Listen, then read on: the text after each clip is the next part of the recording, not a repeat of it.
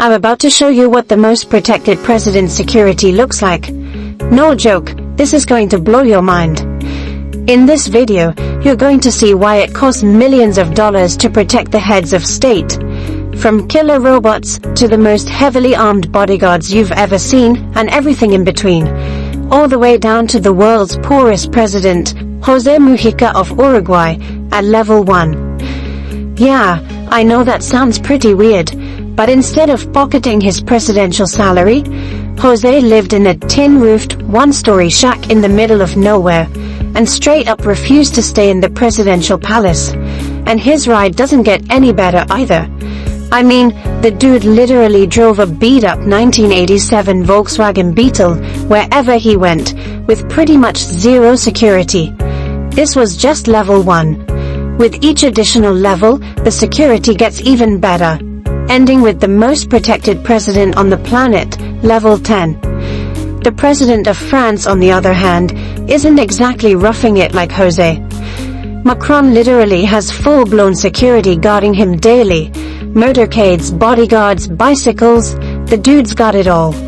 You'd think with that level of security, I don't know, he'd be protected. No, instead, he's been taking hits left, right, and center. Like the time he involuntarily joined the power slap, or the many times he's been pelted with eggs and even tomatoes, French medieval style. Jesus, this man's a walking target.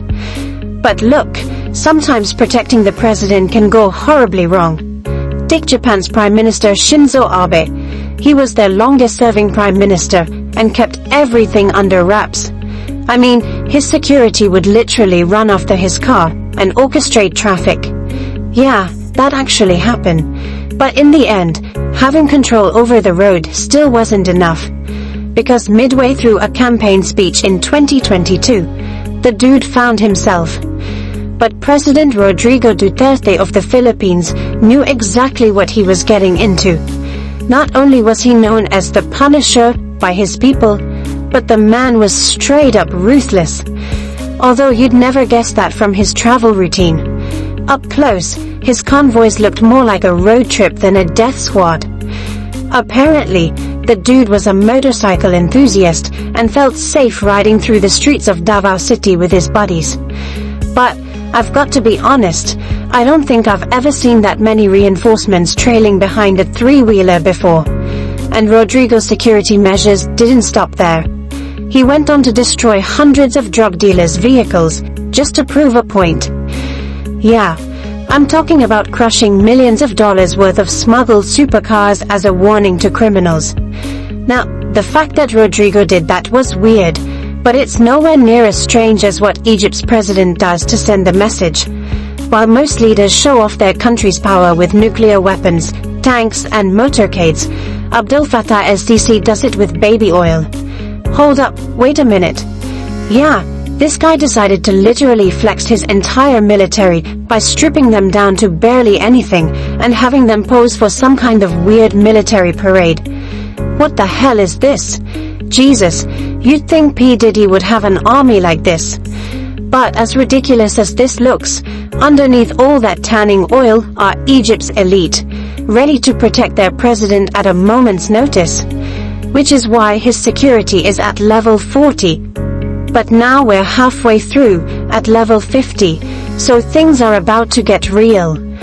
Over in Venezuela, President Nicolás Maduro made sure his security was as airtight as it gets, by literally turning them into a human shield. You see, when Maduro was speaking at a military event in 2018, he was the target of an assassination attempt by 2 bomb-carrying drones. When they exploded nearby, Maduro's security was ready. I mean, talk about putting your life on the line. These dudes are bodyguarding with their bodies. Yeah, but not everyone stuck around to play hero. Because while his security team was shielding their president, the soldiers on the streets fled the hell out of there. But when it comes to protecting the Vatican's head honcho, the greatest threat to security is the man himself. You see, Pope Francis may be one of the most recognizable faces on the planet, but that doesn't stop him from taking some serious risks to show he's a man of the people.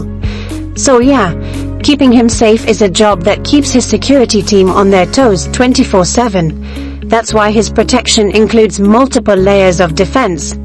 Starting with the Swiss Guard, who are definitely not just for show, and the Vatican Gendarmerie, who handle everything from crowd control to high-tech surveillance. But when he's not on foot, His Holiness moves through crowds in the Popemobile, an all-electric armored Mercedes G-Wagon equipped with bulletproof glass, a swivel chair, and even a removable roof. Damn, the Pope's really out here driving a G-Wagon before GTA 6. But nothing screams VIP like having a team of elite agents watching your every move. Over in India, Prime Minister Narendra Modi not only has guards walking alongside his armored SUV, but he's also got a roof-mounted contingent.